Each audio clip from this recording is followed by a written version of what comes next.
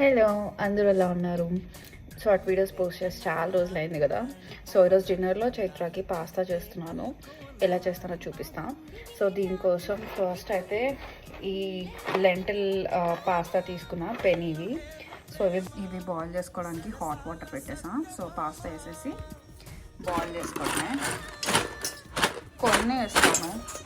Main time tomato and broccoli కూడా నేను boil చేసేసుకుంటున్నాను. పాస్తా బాయిల్ అయిపోయింది. ఇప్పుడు కొంచెం ఆయిల్ వేసుకుంటున్నా.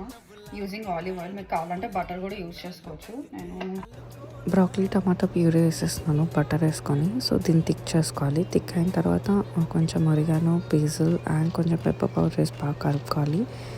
కలిపిన తర్వాత దాంట్లో పాస్తా ఇంట్లోనే కొంచెం పర్మెజాన్ చీజ్ వేస్తున్నాను నేను. సో చూసారు కదా, అయిపోయింది. అంతే, వెరీ సింపుల్.